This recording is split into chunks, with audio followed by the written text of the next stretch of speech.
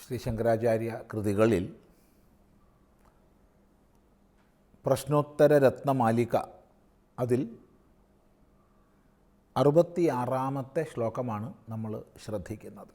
ഇതിനകം 180 ചോദ്യങ്ങളും ഉത്തരങ്ങളും പറഞ്ഞു. ഇനി 181-ാമത്തെ, അതായത് ഒടുവിലത്തെ പ്രശ്നവും അതിൻ്റെ സമാധാനവുമാണ്. അവസാനം ചോദിച്ചത് 180-ാമത്തെ ചോദ്യം മോക്ഷഃ കഃ എന്നായിരുന്നു. മോക്ഷം എന്താണ്? മറുപടി പറഞ്ഞു അവിദ്യാസ്തമയമാണ്, അവിദ്യയുടെ അസ്തമയമാണ് മോക്ഷം. അനന്തരം ചോദിക്കുകയാണ് കഃ സർവവേദഭൂഃ. കഃ സർവവേദഭൂഃ. സർവവേദഭൂഃ എന്താണ്? ഇവിടെ ഇതിനകം നമ്മൾ പുരുഷാർത്ഥങ്ങളെ സംബന്ധിക്കുന്ന ധർമ്മത്തെ സംബന്ധിച്ചും മോക്ഷത്തെ സംബന്ധിച്ചും അർത്ഥകാമങ്ങളെ സംബന്ധിച്ചും ഒക്കെ പരാമർശിച്ചിട്ടുണ്ട്. ഒരു മനുഷ്യജീവിതം എങ്ങനെയാവണം, എന്തൊന്നും ചെയ്യരുത്, എന്തെല്ലാം ചെയ്യണം, ലക്ഷ്യമെന്ത്, മാർഗമെന്ത്, ഈ വക വിഷയങ്ങളിലേക്ക് മുഴുവൻ ഉൾക്കാഴ്ച നൽകുന്നതാണ് പ്രശ്നോത്തര രത്നമാലികയിൽ ഇതിനകം നമ്മൾ ചോദ്യോത്തര രൂപത്തിൽ പഠിച്ച 180 പ്രശ്നോത്തരങ്ങളും. അവയുടെ മുഴുവൻ അടിസ്ഥാനം നിസ്സംശയം പറയാം വേദമാണ്. ധർമ്മമൂലം വേദമാണ്, മോക്ഷമൂലം വേദമാണ്. അപ്പോൾ വൈദികമായ ധർമ്മ പദ്ധതിയുടെ അടിസ്ഥാനം വേദമാണ്, അതിൽ സന്ദേഹമില്ല. ആ നിലപാടിൽ നിന്നുകൊണ്ടാണ് ചോദ്യം ചോദിക്കുന്നത് വേദത്തിൻ്റെ ഭൂമി എന്താണ്? വേദം എവിടെ നിന്നാണ് ഉണ്ടാവുന്നത്? എല്ലാത്തിൻ്റെയും പ്രഭവം വേദമാണെങ്കിൽ വേദത്തിൻ്റെ പ്രഭവം എന്ത്? മറുപടി ഓം. പ്രണവോച്ചാരണത്തോടുകൂടി ഗ്രന്ഥം സമാപിപ്പിക്കുകയാണ്. സർവവേദഭൂരധ ചോം അധ ച ഓം.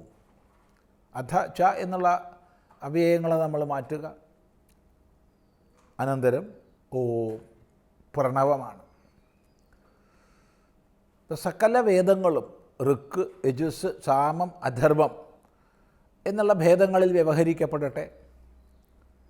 അവയിൽ തന്നെ സംഹിത, ബ്രാഹ്മണം, ആരണ്യകം, ഉപനിഷത്ത് എന്ന ഭാഗങ്ങൾ കൽപ്പിക്കപ്പെടട്ടെ. ഇനി അവയുടെ അംഗങ്ങളായിട്ടുള്ള ശിക്ഷയും കൽപ്പവും വ്യാകരണവും നിരുക്തവും ഛന്ദസ്സും ജ്യോതിഷവും, ഉപവേദങ്ങളായിട്ടുള്ള ആയുർവേദവും ധനുർവേദവും സ്ഥപത്യവേദവും ഗാന്ധർവവേദവും അർത്ഥശാസ്ത്രവും, ഇതെല്ലാം ഉള്ളടങ്ങുന്ന വേദം. വേദത്തിൻ്റെ വിശദീകരണാർത്ഥം രചിക്കപ്പെട്ട ഇതിഹാസങ്ങൾ, പുരാണങ്ങൾ, വേദത്തിൽ അധിഷ്ഠിതമായ വിചാര പദ്ധതികൾ, ദർശനങ്ങൾ, ഇവയിലൊക്കെ അടങ്ങിയ സദാചാര നിയമക്രമങ്ങളെ ക്രോഡീകരിച്ച സ്മൃതി ഗ്രന്ഥങ്ങൾ, ഇവയ്ക്കനുസൃതമായി സൂക്ഷ്മ ഉപാസനയിലേക്ക് മനുഷ്യനെ നയിക്കുന്ന ഉപാസനാ ഗ്രന്ഥങ്ങൾ, തന്ത്രഗ്രന്ഥങ്ങൾ, ഇങ്ങനെ അതിബൃഹത്തായ അനേക ലക്ഷം ഗ്രന്ഥരാശിയിൽ വ്യാപിച്ചിരിക്കുന്ന സനാതനധർമ്മ ശാസ്ത്രമൂലം വേദമാണ്. എങ്കിൽ ആ വേദത്തിൻ്റെ മൂലം എന്ത്? വല്ലാത്ത ചോദ്യമാണ്. പറയുകയാണ് അത് കേവലം ഒരൊറ്റ അക്ഷരമാണ്. ഓം. സർവേ വേദാ യത്പദമാമനന്തി തപാംസി സർവാണി ച യദ്വദന്തി യദിച്ഛന്തോ ബ്രഹ്മചര്യം ചരന്തി തത്തേ പദം സംഗ്രഹേണ ബ്രവീമി ഓം ഇത്യേതത് എന്ന് ഉപനിഷത്ത് പ്രഖ്യാപിക്കും. എല്ലാ വേദങ്ങളും ഏതൊരു പദത്തെയാണോ വിസ്തരിക്കുന്നത്, എല്ലാ തപസ്സുകളും ബ്രഹ്മചര്യാദി സാധനകളും എന്തിനെ ലക്ഷ്യമാക്കിയാണോ പറയപ്പെടുന്നത്, അത് ചുരുക്കമായി ഞാൻ പറഞ്ഞുതരാം ഓം എന്നുള്ളതാണ്. ഓംകാരത്തിൽ നിന്നാണ് വേദത്തിൻ്റെ പ്രഭവം. ഓം എന്നുള്ള ശബ്ദത്തിൻ്റെ വിപുലീകരണമാണ്, വിശദീകരണമാണ് സകല ശാസ്ത്രങ്ങളും. അതിൽ സന്ദേഹമില്ല. മനുഷ്യന് ഉച്ചരിക്കാവുന്ന സർവശബ്ദങ്ങളുടെയും ഏക പ്രതിനിധിയാണ് ഓംകാരം. ഏറ്റവും മംഗളമാണ് ഓംകാരം. വേദം ആരംഭിക്കുന്നത് തന്നെ ഓം അഥ എന്നീ ശബ്ദങ്ങളോടുകൂടിയാണ്, ഓംകാരത്തോടു കൂടിയാണ്. ഓംകാരത്തിൻ്റെ വിസ്തൃതമായ വ്യാഖ്യാനത്തിലേക്ക് കടക്കുന്നില്ല. പല സന്ദർഭങ്ങളിലും നമ്മൾ ചിന്തിച്ചിട്ടുണ്ട്. അപ്പോൾ ഈ പ്രണവമാണ്, ഓംകാരമാണ് വേദത്തിൻ്റെ പ്രഭവസ്ഥാനം. തുടർന്ന് ഉപസംഹരിച്ചുകൊണ്ട് പറയുകയാണ്, ഇത്യേഷാ കണ്ഠസ്ഥ പ്രശ്നോത്തരരത്നമാലികായേഷാം തേ മുക്താഭരണായിവ വിമലാശ്ചാഭാന്തി സത്സമാജേഷു. ഇത്യേഷാ കണ്ഠസ്ഥ പ്രശ്നോത്തരരത്നമാലികായേഷാം തേ മുക്താഭരണായിവ വിമലാശ്ചാഭാന്തി സത്സമാജേഷു. ഇത്യേഷാ പ്രശ്നോത്തര രത്നമാലിക. ഇതാണ് പ്രശ്നോത്തര രത്നമാലിക. ഇത് ഏഷാ.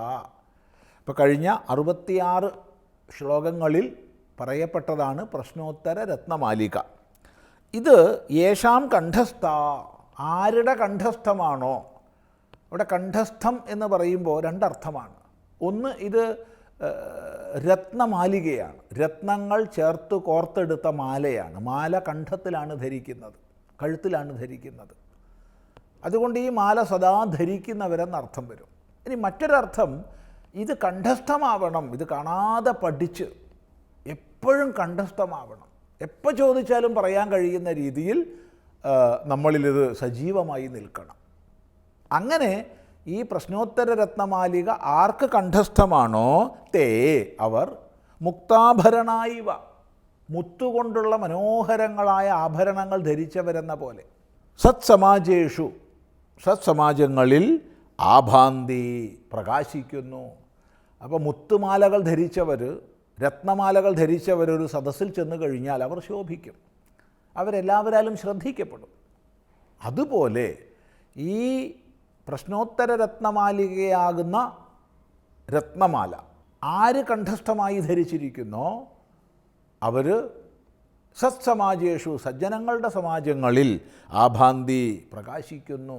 എന്ന് മാത്രമല്ല, ചില മുത്തുകൾ നമ്മളിലെ ദോഷങ്ങളെ നീക്കി പരിശുദ്ധഭാവത്തെ നൽകുന്നതിന് ഉപയോഗിക്കപ്പെടുന്നുണ്ട്. അതുപോലെ ഈ മുത്തുമാലയും നമ്മളെ വിമലന്മാരാക്കി തീർക്കും, പരിശുദ്ധന്മാരാക്കി തീർക്കും. അങ്ങനെ ഈ പ്രശ്നോത്തര രത്നമാലിക ധരിക്കുന്നവർ പരിശുദ്ധന്മാരാകും എന്നല്ല, സജ്ജനങ്ങളുടെ സഭകളിൽ അങ്ങേയറ്റം ശോഭിക്കും എന്ന് ഇതിൻ്റെ ഫലശ്രുതി പറഞ്ഞുകൊണ്ട് ഈ കൃതി ഉപസംഹരിക്കുകയാണ് ചെയ്യുന്നത്.